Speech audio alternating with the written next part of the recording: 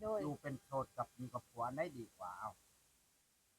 มีครอบครัวกันนิดนึงอีกดีแนวนึงนะแม่นดีนิดนึงโสดก็ดีแนวนึงเนาะโสดก็ดีนิดนึงค่ะไปใส่ก็บ่มีไผห่วงอันนี้ค่ะไปใส่ก็ม่วนโสดนี่คันว่าเป็นครอบครัวก็ไปใส่ก็บ่ม่วนเนาะมันก็หลายเนาะขึ้นหลายแนวคันมีครอบครัวขึ้นหลายแนวอีกไอ้แล้วค่อยถ้าบ่มีครอบครัวปัจ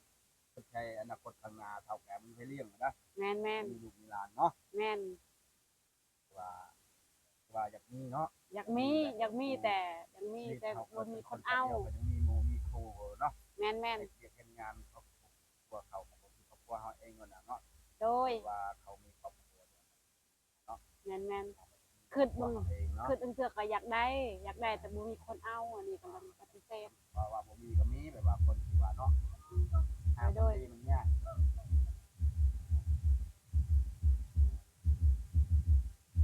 เนาะอันนี้ก็ใกล้สิฮอดปีใหม่แล้ว ยังบ่มีคนพาเที่ยวมันน่ะบ่มีคนพาไปพาเที่ยวแต่คนที่พาไปไปว่าไปก็ไปบ่มียัง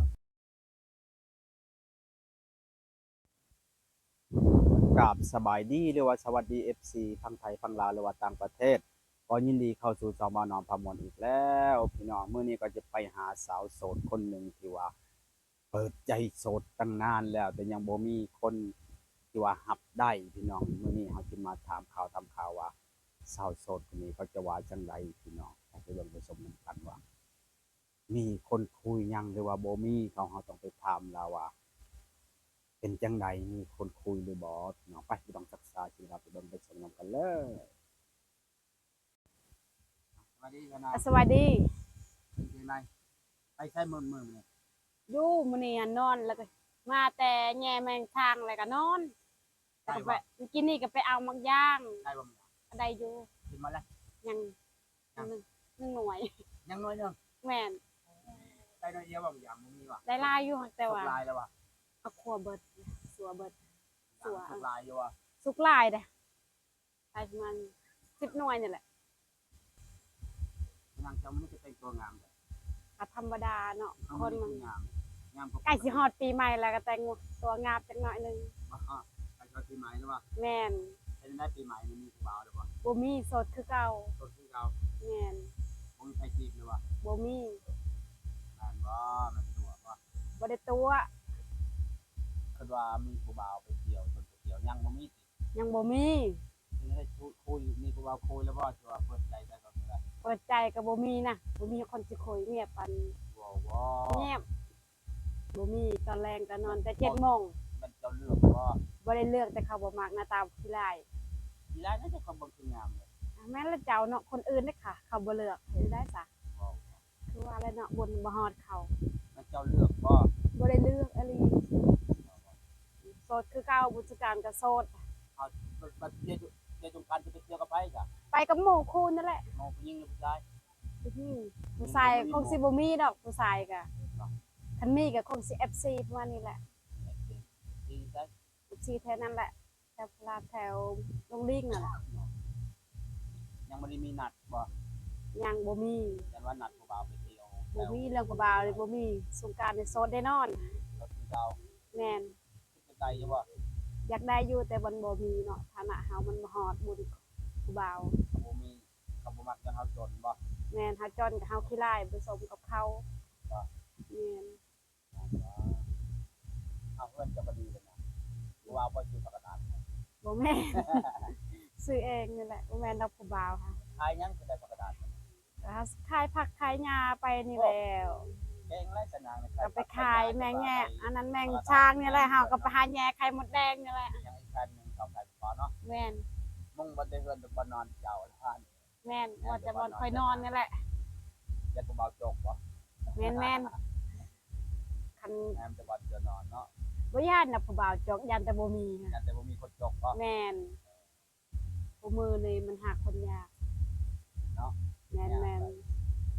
ว่ายากก็บ่ยากก็บ่ยากก็ยากเพราะว่ามันหาคนดียากเนาะแม่นคนที่มันคนที่จริงใจมันบ่มีคนมีแต่คนคันว่าถ้าจริงใจก็ว่าเป็นคนบ่ดีแล้วเด้อแม่นคนเฮามันเรื่องยากเนาะสิ เอาคนแบบใดจนถึกใจพ่อแม่เนาะ เพื่อที่ได้คนดีบ่แม่นง่ายเนาะ พ่อแม่ก็ว่าให้เอาคนดีเอาคนชั่วอะไรก็มันได้แหละแม่พ่อแม่ก็ให้เอาคนดีแบบใดที่ถึกใจ คืออยากได้อยู่ว่าตอนนี้ฮะ คืออยากได้อยู่แต่ว่า แบบใด อยากได้แบบ ประมาณเท่าใดนี่ประมาณวัยรุ่นบ่หรือว่าผู้ใหญ่ในจักหน้อย ตัวใหญ่นะจังมาประมาณ30นี่แหละอายุ30 40ก็พอแล้วว่า40ลงเนาะ 38 39นี่ครับได้ พอดีแล้วจ้ะ 40ก็รับได้ บ่ แม่น คนไทยหรือคนลาว คนไทยลงคนลาวที่เราเขาหักได้หักเฮาเนาะ ไดมอนด์ แม่นหักได้เบิดบ่เลือก ไทยลาวเอาไดมอนด์ แม่น ต่างประเทศเด้ ต่างประเทศก็เอาได้ พลังดำเอาบ่ พลังก็เอา พลังเขามีเงินเนาะ อ้าว เป็นบ่ เนาะ เอาได้พวกพลังเขามี แม่น เนาะ พลังหักคักแล้วเนาะ เอาพลังเขาจะเข้าเลยนะเข้าเขามีเงินเนาะ แม่นเขาคนสูงแล้วเขาสูงแล้ว เขา พลัง โตคนใหญ่เนาะ ตัว อา ให ยุ ญ่ เรา เนาะ จำปีเขาเนาะ แม่นสำใดก็เอาได้เบิด ในใจอยากได้พลังคนน่ะเพราะว่าเขาทุกอย่างเนาะ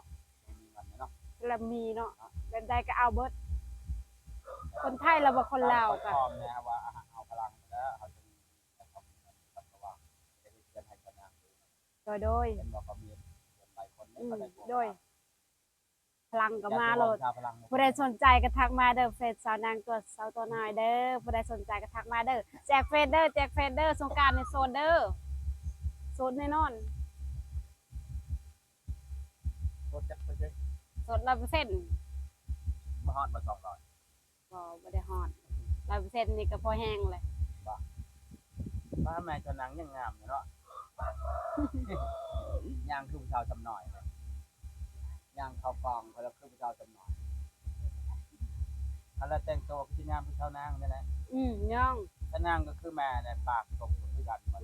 ได้ลูกแม่แนวแม่เนาะ แม่น ได้แมวนะแนวแม่เดี๋ยวตะกี้แม่เจ้าก็งามได้เป็นผู้ชาย โดย คุณกระโปรงเนี่ยพอเบาไล่ก็เป็นแถว โอ้ยอยากได้เฮวไปสั่นเนาะทั้งดีแหละ ชาวนางเปิดใจโสดเปิดใจคือเก่าน่ะ โดยเปิดใจคือเก่าแต่ เปิดใจ บ่มีไผเอา เปิดใจจนว่ามีผู้เอาดีอ่ะเนาะ แม่นบ่มีไผเอาเปิดใจเบิดปี เท่าหลายเดือนนะครับ ผู้ใดสนใจก็ทักมาเด้อทางพี่มันโซนบุสุกัด ถ้าหาผู้เบาหนึ่งสัญหาคิดกับคอยจะเอาวะ 50ก็เอาสำหรับมันฮักจริงใจจำแต่บ่มี เอาว่าทำไม บ่ได้เท่าธรรมดา เพราะว่าเอาอยู่50ลงมา30 แม่น ดาวแล้วเขามันบ่จะทักกันได้เพราะว่าดาว30 50ลงมาเพราะว่าถ้า50ลงมาประมาณ30เนาะ แม่น พอดีเขากำลังเป็นผู้ใหญ่อะนะ เขาเป็นมักคนผู้ใหญ่แล้วเขาบ่ได้มักค ผู้ น ใหญ่แบบว่าเขาก็จะเอาแล้วก็จะดูแลครอบครัวได้เนาะ โดยเอาคนรู้จัก เพราะฉะ นะ นั้น แม่น ชาวนางอายุเท่าไหร่แหละ อายุสาว3 ชาวสามมันอ่ะ 3ปีนี่ อายุชาวสามปีก็เอาละมังเอาละวันตามคนไทยพอดีแล้วถึงคำว่าเอาเล็กหน่อยว่าเล็กหน่อยคือเป็นยาเนาะ แม่น แต่คนพอคนพร้อมเนี่ยให้เอาผู้ใหญ่เล็กน้อย โดย เขาจะ ทำได้ก็เอาได้เบิดนาสำหรับเขาฮักจริงใจ เขาจะรับภาระอย่างซอยเขาได้เนาะ แม่นเชิง เอาเล็ก แต่ น้อยก็ตื่นเช้าไปหาลิงน้ำโมบริวันดูงานการบ้านนะโอ้ย เพียงแต่เขาฮับอดีตเฮาใดเนาะเขาสิอใดเอาบ่ได้เบิดแบบใด คนว่ามีคนมักคนหักนี่เจ้าที่มือเพื่อนเขาจะว่าให้เขาอยู่ แล้วแต่เขาพาเมือ เขาที่ตู้ก็ได้ เขาจะสู้ก็ได้เขาจะพาเมือก็ได้แม่น เขาให้เขาแต่งเนาะ แม่น สมมติเขาเอาในแต่งเลย คันเขาเอาก็แต่งก็ได้คันบ่แต่งก็คอยพอก่อนก็ได้คันบ่แต่งก็เนาะก็ต้องเขาแต่งน้ำลังก็ได้ไปสินะ เป็นได้ถ้ามีผู้บ่าวเขาจะมาขอคาดองคดีแพงมันนะ สำบานสำเมืองนี่แล้ว บ้านจำเมืองก็ได้สมบัติจำเมือง 10 ล้านหรือ20ล้าน ร้านมีคำบ่ มีคำบาท2 บาท ทอดมอนจะไปทอดคนเลย แล้วแต่แบบสำเฮามีนี่แหละเอาสำ ถ้า เฮา เขา มี มีก็ว่ากันเนาะ แม่น ทอดเป็นเงินเนาะ แม่น โดนว่า15 ล้านก็ทอดเป็น70 ล้านทางไป5 ล้านเนาะ แม่นสำเฮามีนี่เอาสำเฮามีนี่แหละ โดนทำบาทนึงกับ เพิ่นว่างอนบ่มีก็ทอกครึ่งหนึงก็ได้ เรื่องนั้นนะ แม่น ถ้า ทำ เป็นเงิ กัน น ก็คือว่าเฮาเมื่อนำเขาได้เนาะ แม่นทำก็เอามาทางหลังก็ได้บ่ฮีดมันก็พอแหละ โด ตัวละคำบาทหนึ่งกับตอนเจ็ดสองตะลึง เอาบ่ เนาะ ไล่ราคาเอาสำนีก็พอละ สองตะลึงเนาะ แม่นแต่จะเป็นคำเอาสมใดกับเบิด เอาได้เบิด นักคนสูงหรือคนต่ำนะ มักคนสูงมักคนต่ ต่ำเอา ำบ่เอา ต่ำเอาต่อนะทางกันเจ๊งเลยต่ำ เขามักคนสูงใจเร็ว โอ้สูงคือพลังไปแล้วเกาหลีไปแล้ว ฝรั่งก็เอา เอามาต่างประเทศพวกเกาหลีพวกกัน เกาหลีทั้งเอาเลยหน้าตาดีเด้หน้าตาดีเว้ยสเปคละคันใดเลยสเปค ไปปกติ แม่น โอ้ยชาวนางมักจะเป็นเกาหลีเลยนะ คันฝรั่งบ่ปานใดคันเกาหลีเนี่ยอัดสเปค ว่าไปปกติ แม่น ติดใจเลยว่ะ ด เกาหลีบ่มีเงินในถึงเอาว่ะ ำบ่ ได้ตลอดนางแปลว่าคนไปโคตรที่แต่บ่มีกันมีคำมาเกาะกินนะเจ้าจะเอาได้บ่เอา บ่เอาบ่ได้ ก็ให้เลือกเลยสมมติว่า คนบ่รอหันมีใจดีแล้วก็มีเงินมีทองแล้วคนรอแล้วเกเรเกงอนไปบ่เก็บเงินงาน เอาคนบ่รอเลยบ่เนาะ แน่แม่นบอกก็ได้เพราะว่าเอาคนบ่รอเอานิสัยดีก็บ่ดีกว่ารอจะกินได้ว่าจะคนรอไว้น่ะ กินบ่ได้คน รอ เอา กินบ่ได้เอาชำมันชำเมืองนั่นน่ะเนาะ แม่นเอาสะบัดสะเมืองกันแหละ เอาได้เนาะ อืม ชาวนาจะโสดเนาะชาวนางาม เปิดใจโสดเด้อ ตอนนั้นปีแล้วนี่จอยเนาะตอนนั้นปีแล้วนี่ก็ป่วยเนาะนะ แม่นตอนนี้มันเศร้าแล้ว ตอนเฮาลงเวียงตอนนั้นจะยังจอยอยู่เนาะ แม่น ตอนนี้ป่วยขึ้นแล้วนะการเต็มมันก็แบบกินสมบูรณ์เนี่ยนะการกินสมบูรณ์นั่นน่ะเจ้ากินข้าวหลายๆแน่ กินข้าวบ่หลายแต่กินนะของเก็ดหลาย กินหลายๆให้อิ่มแล้วกินแบบว่าอยากกินไปรดน้ำเกลือนั่นน่ะ แม่นเดี๋ยวนี้เรียวเฮ็ดหยังก็อยากเบิด เดี๋ยววางที่เพิ่นกินตายนะบ่พอต้องเรื่องการ โดย เพิ่นกินอยู่เนาะ โดย มีกำลังดีกัน มื้ออื่นบ่ฮอดปีใหม่ ก็มื้อนี้แหละเริ่มต้นที่13นั่นแหละแล้วมีนัดว่าจะรู้ บ่มีค่อยหันโสดหมดปีสงกรานต์ก็โสดคือเก่าบ่ได้อยาก โสดแล้ว บ่ได้อยากมีแฟนมาทางพี่มันโสดแฮงเด้อ บ่โสดเอา บ่มี บ่มีดิ บ่มีอะไร โสดเขาจะได้เบอร์ก็ได้จ้ะ ได้เบอร์ก็แจกเอาเนาะ ทางเพิ่น ชาวนางตัวน้อย นางตัวน้อยเป็นภาษาไทย แม่นภาษาไทย ภาษาไทยผู้ใดสนใจเจ้านางแล้วเจ้านางตัวน้อยเป็นภาษาไทยแล้วสวัสดิ์ ผู้ใดสนใจทักมา มาเจ้านางยังโสดสาวลูกเต็กลูกนึงลูกสาวลองงามเนาะ แม่ ลู น กสาวเจ้านาง จักไปใส่ไปเล่น ไปเล่นเนาะใหญ่แล้วสบายแล้วเนาะลูกสาวเนาะ แม่นสบายแล้ว ลูกสาวจะไปหากินเก่งครับกระโปงเป็น เราก็เป็น เราก็ดูกระโปงกับแม่ว่ะ แม่นเรา แล้ว ดู พูดได้อยู่หรอ คุณได้เราทันเบิดได้เบิดจะรอก็เรายังทันแม่น ที่จันก็เป็นบ่ลูกสาว เป็น ยังคือแล้วนะ เวลาน้อย เวลาน้อย แม่น มีกำหนดให้จำเสือ พอละ พอละจัง แม่นแต่คำว่าจักปีเลยนางเตเลยกันกับผัวนะ แม่น5 ปี 5 ปีนี่ 5 ปีแล้วบ่ 5 ปีแต่บ่เห็นหน้าตา เจ้าคือเฮ็ดตะกี้แต่เจ้าเอาทีแรกคือมันดีเฮ็ดติดข้าวติดน้ำขายเนาะ แม่น แต่เป็นจังไดจังเลิกกันธรรมดา เราบอกใจบ่พัง ถ้าเป็นอะไรเราไปแบบว่าบ่จักหยังบ่ไป บ่จักควมบ่จักสิกลับ เอา มา ใจเห็นบ่ แม่น เราไปใด ระเบิดเงินแหละระเบิดเงินแล้วก็กลับมา เราไปไหน ติดหมู่เราประมาณติดยา เฮ็ดโมไปฮอดไหนเราไปบ้านเราพุ่น อยู่บ้านแล้วก็เราย่างเมืองล่ะย่างกลับ เมื่อ ไป บ้าน ย่าง พุ่นบ้านหุงแรกเนาะ แม่เนาะแล้วย่างเมือง เมื่อจังมื้อจะได้มา ตั้งแต่ละ4 มื้อ3 มื้อ มา 2 มื้อ มาแล้วเจ้าไปว่าที่ไหนบ่ ให้กับวันอยู่ทางขวมเนาะมันก็ไป มันก็ตอบโต้อยู่ว่าเอา บริการ โตอยู่กับไสแม่เนี่ย มันจะมีคนเขาเว้าคนเขายาเว้าพอแล้วมันจะจมน้ำหลังแม่น มันก็มีเงินให้เจ้าอยู่แบบมันไปทางเป็นมันมีเงิน บ่มีมี นี่จะมาขอเจ้าว่า บ่มี มันไม่ มี ขอ ผู้ เจ้า ที่ อยู่ เคยรักข้างนอก รักเงินเจ้า แม่นรัก ไปรักไปใดอ่ะเอาว่า แล้วว่าเมียไปเกี่ยวเขาแล้วเราว่า จับเกี่ยวเข้า แม่นเราก็อันนี้เห็นบางแควแม่นเราก็เอาแบบแล้วไปหลักเห็นบางแม่นเราเอา เอาอะไรไป เอาเบิดแต่เราก็แม่นมันมัน500,000วันนั้น ให้ฉันไปหมดเลยเร็ว แม่ แม่เอาไปแล้วเอาคืนบ้านเลยไง เอาไปแล้วก็เราเล่นเบิดครึ่งหนึงเนี่ยครึ่งหนึง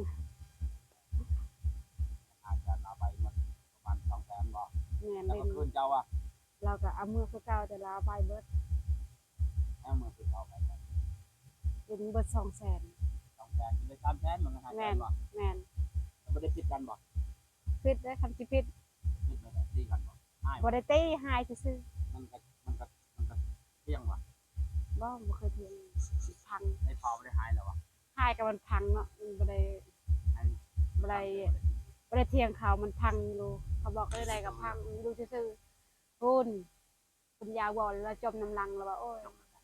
แล้วว่ามักเว้าอีหลีแล้วว่าสิแล้วก็อยู่หักละดุ มันน่ะที่เจ้าเอากับลาวหันเราเป็นผู้บ่าวชดเราเป็นผู้หางบ่ เราเป็นพ่อห้าง ผู้หางเรามีลูกแล้วอยู่บ่ มีลูก2 คน ลูกแล้วได้ แม่นมั ถ้าน เป็น ก็ อะไรจะเลิกกับเมียจะบ่ติดยาบ่ บ่ได้ติดยาเราแบบไปกรุงเทพแล้วบ่ถอกเงินค่าเดือนค่าหัว ข้าหัวเมียฮะ แม่นแล้วเขาก็ปะ หาชิ้นทอดบ่ได้ทอกหัวบ่ทอก เมียบ่ เมียบ่เราบ่ได้ทอกให้เมียเรา แม่น เราบ่ได้ทอกค่าชิ้นทอดให้เมียแล้วเขาเลิกเขาทิ่มรักอะไรนี่ เราไปกรุงเทพเราไปหาเงินเราก็พากให้อยู่แต่เล็กละน้อยมันไล่นํกันแล้วก็แม่นแล้วเขาว่าไปถอกเข้าป่าเลย เขาปะเราอ่ะ แม่น ปะเราแล้วไปจีบเจ้า แม่น จีบเจ้าจีบเราหรือเราจีบเจ้า เอาแล้วเลยโทรหาข่อย อันนี้เราจะมีเบอร์เจ้า โทรทางเฟซ เอาเรามีเบอร์เพจเจ้าเอาเราเห็นลง TikTok ลงเพจลงไลน์นะบ่ บ่นั่น บ่ ตอน แม่น นั้น บ่เจ้าพอกันในบนในจีบบ่แม่นบ่ ตอนนั้นยังบ่ได้เล่น TikTok ตอนนั้นหันเขาเอาน้ำโมเขามีโมบ้านเขาน่ะ เอาเบอ เป็น ร์เจ้า เพื่อน ฮะ แม่นเป็นเพื่อน เรามีเพื่อนอยู่บ้านเขาเองฮะ มีเฟซเขามีเฟซ เจ้า โม มัน เขา มีเขา แม่น มีเพจเจ้าว่าไงเนาะ แม่น จะไปให้แล้วเขาจะพูดนั่นน่ะ แม่น โทรหา น่ะ เจ้า แม่น โทรหาเจ้าทีแรกก็จะว่าจังได๋อ่ะ เพราะว่าเราอะตอนนั้นเราอยู่เมืองไทยเนาะ อยู่เมืองไทยบ่สิโทรมา แม่น บ่แม่นมาอยู่บ้านนั่นแหละ บ่เราอยู่เมืองไทยเราไปเฮ็ดงานอยู่ไทยแต่เราว่าถามว่าเขาอยู่บ้านใดเขาว่าอยู่บ้านยังสูงแล้วก็ลงไปลงมาแล้วก็มักกัน แล้วก็จ้องเงินให้อยู่วันน่ะ บ่เพิ่นส่ง บ่ได้ช่องมายุ่งเถอะยันมามักแล้วจ้องเงินเพิ่นอะไร บ่ ส่งบ่ บ่ได้ส่งเล่นซื่อ จีบกันเทิงมาได้จักเดือนจักปีฮอด ๆ3 ปี โอ้พร้อมทำปีบ่ล่ะ แม่นลูกเราใหญ่จะเป็นผู้สาว จีบแต่ลูกละน้อยพวก แม่น ก็ว่าจีบกันนั้นเราบ่ได้เอาเงินให้เจ้ายันว่าส่งเงินส่งให้ไป ลูกสองเราก็ แต่เคยให้อยู่ บ่ อ่ะ บ่เคย เราเป็นคนดีเนาะ แต่มื้อน่ะ แล้วเติมเน็ตให้ว่าเคยเติมเน็ตให้ เคยเติมเน็ตมันเคย บ่ แม่นเรา แต่ เก็บ เงินเราบ่เคยให้ แม่น แล้วเขาว่าจังไดว่าเคยมักกันแล้วเราสิมาขอไว้จังได๋ครับ นั่นแหละเราบอกไม่ทันแล้วเราเมื่อแต่เมืองไทยแล้วเราก็มาสู้เลย มาจากเมืองไทยก็มาเลยหรือว่า บ่ก็ช่องทางที่